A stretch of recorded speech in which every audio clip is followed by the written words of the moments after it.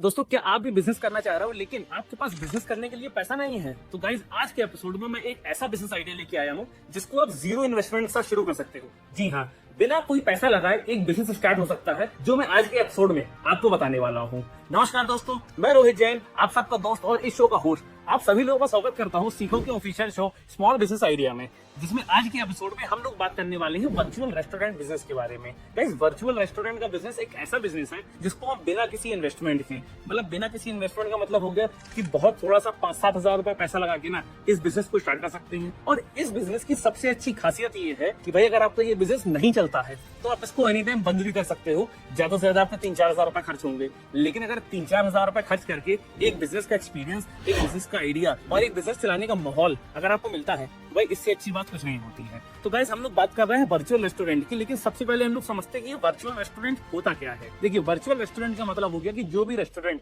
हमको ऐप में शो होते हैं, आपने जोमेटो, स्विगी, ब्लिंकिट, इन सब ऐप को तो यूज किया होगा। और आज के टाइम पे जहाँ लोग बाहर का खाना तो बहुत ज्यादा पसंद कर रहे हैं, लेकिन रेस्टोरेंट में जाना कोई पसंद नहीं करता है। हर कोई चाहता है कि भाई मैं मोबाइल से खाना ऑर्डर करूं और खाना सीधे मेरे घर पे आ जाए। और आज के डेट में ऐसा हो ही रहा है, और इसी मॉडल पे लोग लाखों रुपए कमा भी रहे हैं। लेकिन आपको पता है कि जोमेटो और स्विगी में जितने भी रेस्टोरेंट रजिस्टर्ड होते हैं, क्या वो वास्तव में इतने सारे रेस्टोरेंट एग्जिस्ट करते हैं? जी नहीं। जोमेटो और स्विगी में बहुत सारे ऐसे रेस्टोरेंट हैं जो केवल अपने घर के किचन से खाना पैक करके आपको सर्व करते हैं और आप बड़े चाव से उस खाने को खाते हो। तो समझते हैं कि ये बिजनेस कैसे स्टार्ट होता है और किस तरीके से आप इसमें पैसा कमा सकते हैं। देखिए, सबसे पहले आपको क्या करना है, सबसे पहले आपको अपने रेस्टोरेंट का एक नाम सोचना है। नाम ना बड़ा फैंसी होना चाहिए, दावते ढाबा या फिर लजीजे शान, मतलब जितना फैंसी नेम आप सोच सकते हो ना, उतना फैंसी आप नेम सोच लो अपने रेस्टोरेंट का, क्योंकि जितना फैंसी नेम होगा उतना अच्छा लोगों के माइंड में वो ट्रिगर करेगा। और ज्यादा फैंसी नेम की वजह से ना आप पैसा भी ज्यादा चार्ज कर सकते हो। अब देखो, ये बात तो हो गई रेस्टोरेंट के नेम की।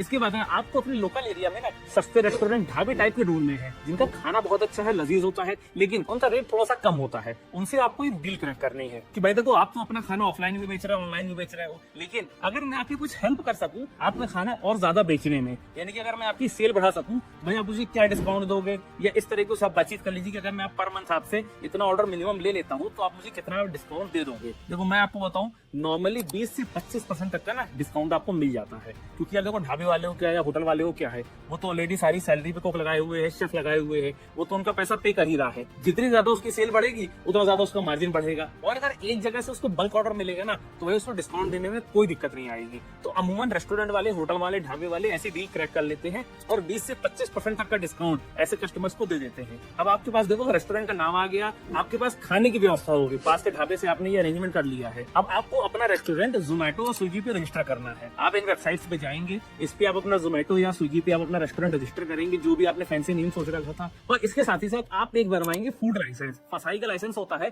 केवल 100 रुपए में इसका रजिस्ट्रेशन हो जाता है। किसी भी कैफे में आप जाओगे ना, तो वहां से वो टोटल 500 रुपए लेगा, 100 रुपए फीस जमा करेगा, 400 रुपए अपना रखेगा और 500 रुपए में 2 दिन के अंदर आपको लाइसेंस ला के दे देगा। वो फूड लाइसेंस नंबर जैसे आप जोमेटो स्विगी पे अपडेट कर दोगे ना, आपका रेस्टोरेंट जोमेटो स्विगी पे लाइव हो जाएगा। अब देखो, आपको क्या करना है, अब उसके रेस्टोरेंट के जो भी मेन्यू के आइटम है उनके आपको नाम चेंज करने हैं। जैसे कि कढ़ाई पनीर है तो भाई आप उसको हांडी पनीर कर दो। अगर कोई पनीर लगातार दे रहा है तो आप उसको पनीर ज्वालामुखी कर दो। यानी कि अलग अलग डिफरेंट नेम आप उसको दे सकते हैं। दाल तड़का को दालें तड़का कर दीजिए या शाने दाल कर दीजिए। इस तरह की अलग अलग नेम से आप अपने रेस्टोरेंट का मेन्यू पूरा भर दीजिए। और मैंने आपको ये चीज पहले भी बताई थी कि भाई जितना फैंसी नेम उतना ज्यादा प्राइस। अब सपोज करिए कि जिस होटल वाले से या रेस्टोरेंट वाले से आपने डील क्रैक की थी, उसकी यहाँ कढ़ाई पनीर 150 रुपए का था। अब आपको 20% डिस्काउंट पे वो कढ़ाई पनीर 120 रुपए का मिला। 10% 15% आप जोमेटो को मार्जिन रख लो, 135 रुपए हो गया, और 20% आप अपना भी मार्जिन रख लो, तो मोटा मोटा आप 175 रुपए में उसको जोमेटो पे सेल कर सकते हो। आपको करना कुछ नहीं है, जब भी आपके जोमेटो या स्विगी प्लेटफॉर्म पे कोई ऑर्डर आता है, सेम ऑर्डर आपको अपने पास वाले रेस्टोरेंट को देना है और उससे अपने घर पर डिलीवरी करा लेनी है। अब इसके बाद केवल आपको अपनी पैकिंग चेंज करनी है। पैकिंग उसने जिस डब्बे में पैक करके दिया वो डब्बा तो वही रहेगा ही रहेगा, लेकिन बस जो झोला है उस झोले को चेंज कर देना, क्योंकि झोले में उस रेस्टोरेंट वाले का नाम लिखा होगा और यहाँ पे झोला लगाना है आपको अपने रेस्टोरेंट का। और अपने रेस्टोरेंट का झोला लगा के आप same food item same Zomato वाले भैया से उसके घर पे डिलीवर करा सकते हैं। अब इस पे देखो ट्रिक क्या होती है कि आप सेम आइटम को डिलीवर करा रहे हो और लोगों को टेस्ट पसंद भी आ रहा है, लेकिन आपको स्टार्टिंग में कोशिश करनी है कि आप मैक्सिमम कितनी ज्यादा लोगों से रेटिंग ले सको। क्योंकि देखो, जोमेटो स्विगी में जितने रेस्टोरेंट है ना, लोग उन पे जाते तो है नहीं, सिर्फ रेटिंग देख के और उसका टेस्ट देख के वो ऑर्डर कर लेते हैं। यार इस रेस्टोरेंट की रेटिंग ना 4.4 से खाना अच्छा होगा। या फिर ये दूसरा होटल है, इसकी रेटिंग 2.5 से भी कम है, जब इतने लोगों ने इसको खराब रेटिंग दी है तो भाई खाना तो अच्छा हो ही नहीं सकता है। तो इस तरीके की ट्रिक आपको यूज करनी है और कोशिश ये करना है कि आपके रेस्टोरेंट की रेटिंग 4.0 से प्लस ही रहे। इससे आपको ऑर्डर मिलने के चांसेस ज्यादा रहेंगे। अब जब वो सारे खर्चे वर्चे काट के ना जो आपका इस पे मार्जिन बचेगा, मार्जिन आपको बचेगा 10 से 15%। तो अगर 10 से 15% का मार्जिन आपको एवरेज में पड़ रहा है और डेली अगर आप 10,000 का खाना भी सप्लाई कर लेते हो ना, तो रोज के आपके 1000 से 1500 रुपए प्रॉफिट मार्जिन हो गया, जिसमें आपने केवल 4-5 हजार का इन्वेस्टमेंट किया था, 500 रुपए का फूड लाइसेंस बनवाया था और आपने कुछ पैकिंग मटेरियल खरीदा था, कुछ बैग वगैरह खरीदे थे। मतलब ये एक ऐसा इन्वेस्टमेंट था ना जिसको रनिंग कॉस्ट कहा जाता है। इनिशियल इन्वेस्टमेंट तो इसमें आपका कुछ है ही नहीं। लेकिन मैं आपको अपने एक्सपीरियंस से बता रहा हूँ, मेरे कई सारे फ्रेंड्स ऐसा काम कर रहे हैं और रोज का 1000-1500 रुपए कमा रहे हैं। और ये एक पार्ट टाइम बिजनेस भी हो सकता है एज ए स्टूडेंट, कि भाई अगर आप एनसीआर में रह रहे हो या किसी मेट्रो सिटी में रह रहे हो और स्टूडेंट हो और आप अपने खर्चा खुद उठाना चाहते हो, तो भाई ये बहुत अच्छा ऑप्शन है। क्योंकि देखो जो पढ़ाई होती है ना बच्चों की, वो 9 बजे से लेकर शाम को 5 बजे तक कॉलेज की होती है।